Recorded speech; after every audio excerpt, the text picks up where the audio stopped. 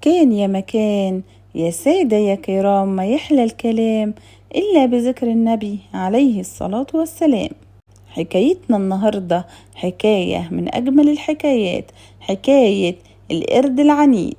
كانت القرود بتعيش في الغابة وتحب بعضها وتلعب وتمرح في سعادة. وكان بينهم القرد الصغير، وكان ماهر في تسلق الأشجار العالية، فكان بينط بسرعة، وأصدقاء القرود يمدحوا في براعته وخفته. وكان القرد سعيد بحبهم ليه.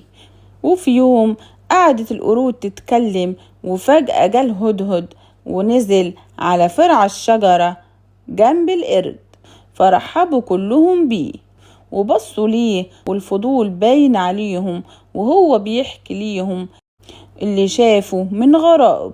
فوصف ليهم مكان كبير متحاط بأسوار عالية بتعيش فيه الحيوانات، ويقوم البشر بخدمتهم وحراستهم. وكان القرد الصغير بيسمع وهو سارح. وفي اليوم التاني لاحظ كبير القرود تغير القرد، وعرف اللي بيدور في دماغه، فقال له: يا ابني، مش هتعيش سعيد إلا في وطنك بين أهلك وأصدقائك.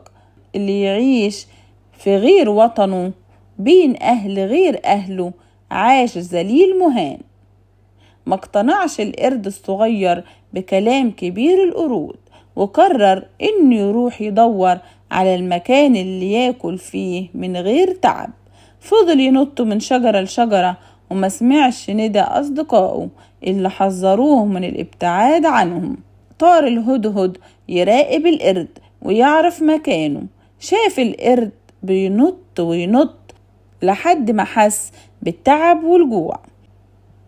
بص القرد تحت الشجرة اللي كان واقف عليها، شاف شوية من الموز على الأرض، فنط عشان ياخد الموز، فوقع في شبكة الصياد المصنوعة من الحبال.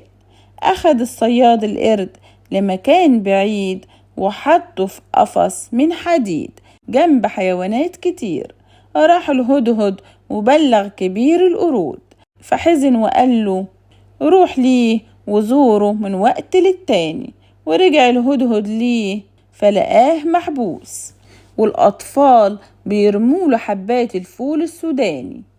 فقرب منه الهدهد، لقاه قاعد حزين بيبكي وهو ندمان لأنه ما سمعش كلام القرد الكبير وساب أصدقائه وأهله.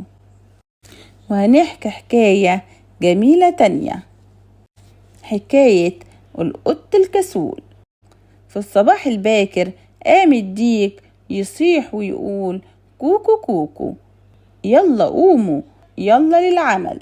قامت الفرخة كوكو وفرخة قامت تدور على الطعام، وقامت النحلة وبدأت في العمل.